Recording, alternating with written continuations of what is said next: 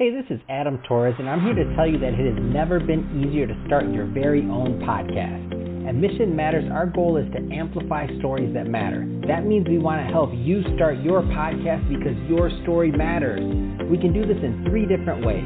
1, join our podcast school and take a free or paid course. 2, visit our resources page where we've already figured out what you need, such as where to host your podcast. Or 3, heck, we can even do everything for you through our podcast agency, including editing for cheaper than you can do in-house. Oh, and no contracts, service is month to month. Get started by heading over to missionmatters.com and click on Start a Podcast. All right, now let's get into the show. Hey, I'd like to welcome you to another episode of the Mission Matters Entertainment Podcast, your source for all things entertainment. My name is Adam Torres. You can follow me on Instagram at AskAdamTorres. Keep up with my book releases, book tour schedule, signings, all that other good stuff. Always love to connect with you there. And as always, if you'd like to apply to become a co-author of one of my upcoming books, just head on over to the website, missionmatters.com, and click on Become an Author to apply. All right, so today I have Patrick James Lynch on the line. He's CEO and founder over at Believe Limited. Patrick, welcome to the show. Adam, thank you. Thanks for having me. Oh, man, I'm excited to get into this next film that you're launching. So Bombardier Blood, or I believe it may be out now, depending on when listeners are checking this out. But before we get into your new film, I do want to give the audience a little bit more on your background. So let's talk a little bit more about what you're doing over at Believe Limited. Tell us a little bit more about your company, please. I'd be happy to. Believe Limited is a content agency and film production company. We've been operating for a little over 8 years. Filmmaker Ryan Gielen is my partner. We met in New York as working artists. We partnered on our first project, a comedic web series that was intended to educate people with rare bleeding disorders. It's called Stop the Bleeding. It's modeled after The Office, and we're actually going into our 10th season. That project is still going, but that gave way. Congratulations, by the way. Hold on, 10th season? No, you're not. You can't just like glance over that one. Like, congrats. That's the 10th season. 10 of anything is good, in my opinion. Go ahead. Yeah. Thank you. No, I know you appreciate what it takes to get digital content out and keep it continuous and interesting. And yes, it's been quite a journey with Stop the Bleeding. And that had people in our industry asking, what else are you working on? So we continue to use our skills as storytellers and creatives to build what's become, I don't want to say a traditional content agency, because I don't really know what a traditional content agency exactly means, but a creative agency kind of has typical architecture to it. That's sort of how we operate as an agency at this point. It just developed in a very organic way. And then through our film production company, we've got a whole bunch of different titles with various great producing partners like Paul Rudd, Mariska Hargitay, Alex Borstein, Danny DeVito. So we've gotten some really cool partners on the film production side as well. Man, that is so exciting, and I think it's a great transition. So let's dive right into your latest film. So Bombardier Blood. First off, what was the inspiration for this? How did this project come about? Well, the climber, it's based on a mountaineer named Chris Bombardier who has severe hemophilia A, and he was attempting to become the first person with severe hemophilia to climb Mount Everest and actually all 7 summits. The highest mountain on each continent. Yeah, that was my response too. I am not an out. Just period. Forget the hemophilia part. Just period. No offense. No, wait a minute. Let me not say that. That's obviously the story. But I just mean, like, in my mind, I'm like, oh, it hurts either way. Well, I listen. I couldn't agree more, and I have no shame in saying that. What I learned a long time ago is that filmmaking is a team sport, and so I didn't ever feel insecure about the fact that I'm not a mountaineer. I'm not particularly interested in mountains.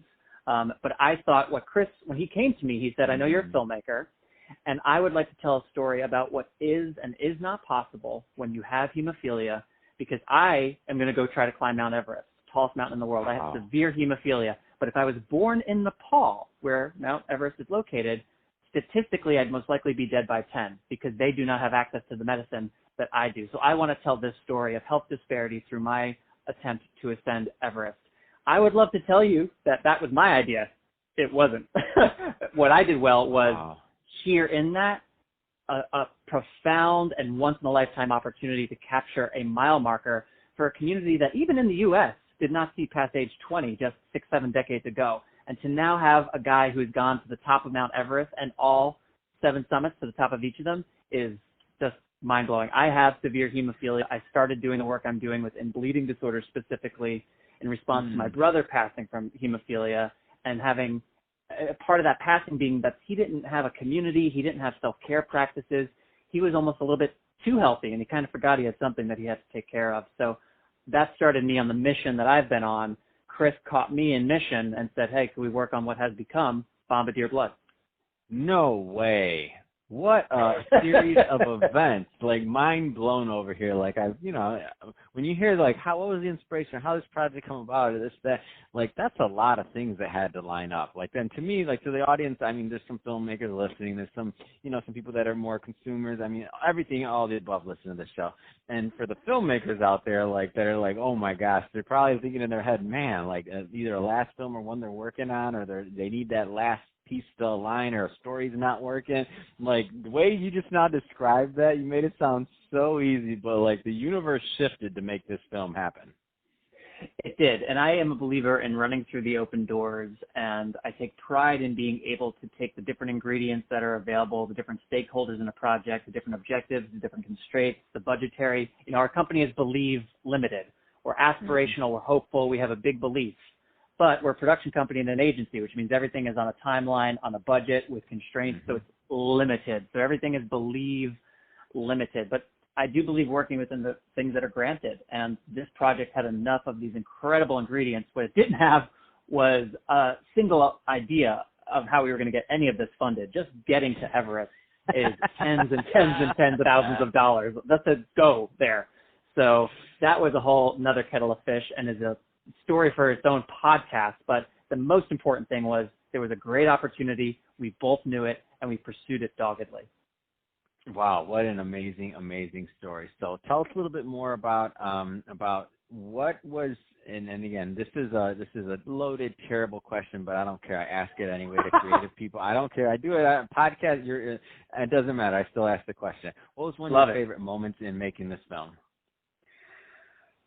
So I was getting married while this was happening. Oh my gosh! Stop! I can't. 2017 was a year. Hold on. So, was getting married? So you did get married, or did I just? Yes, I did. I'm married. Okay, got it. I was like, am I going to ask the wrong question? This guy now he's going to be like, I said I was, Adam. You didn't. I'm never speaking to that guy again. No, but I was getting married to my now wife in Portugal, which meant we were bringing 85 members of our family from Cleveland and Los Angeles and New York City to Portugal. While ridiculous. Chris is on the summit of Mount Everest with one member of my production team, one person who was the mountain director, cinematographer, sound operator, DIT guy, everything. He was the one person we had there. And around the time of my wedding was when the window for the summit was going to open up. So I'm at the airport in Lisbon at the end of the honeymoon. It's 5 a.m. in Lisbon, and I get a phone call from Rob, who is on Mount Everest. I see my phone, and I'm like, how is this happening? So he's on the Wi-Fi at base camp because welcome to the future. And he's trying to orchestrate. He's like, Chris is near the summit. I know Amy, colleague, is with his wife in Colorado right now waiting to hear from him. Can you call Amy? Again, I'm in Lisbon. It's 5 a.m. He's on Mount Everest. Can you call Amy in Colorado and get her to start filming Jess? Because I'm going to try to have the guys with the radios on the summit get Chris to call down to here. We'll hold up the phone and get a conversation with Jess. Amy can film. Sure, man. So I hung up with him. Again, he's on Everest. Called Amy. I was like, hi, Amy. She's like, aren't you on your honeymoon? I was like, sure am, but Everest is calling, so I have to talk to you. Can you start filming Jess, but don't let her know you're doing that?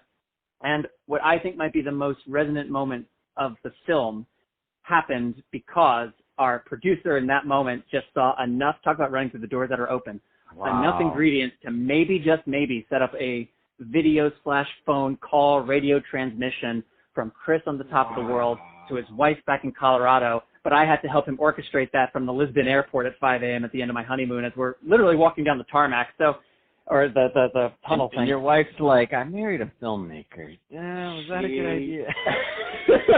I think she asks herself that question on a regular basis. But too late.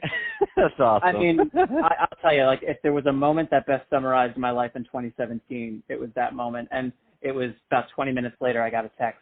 He did it. And so spoiler alert, folks, Bombardier Blood, Chris is going to reach the top of Mount Everest. It's not a will he, won't he movie. It's a movie about the journey of one guy overcoming the odds, how this disease affected him, his family. He's carrying the weight of a community. It's his goal, but now it's so many other people's hopes and dreams. What does that all mean for him? What kind of pressure does that put him under? It's a very intimate tale. He and his family were very honest.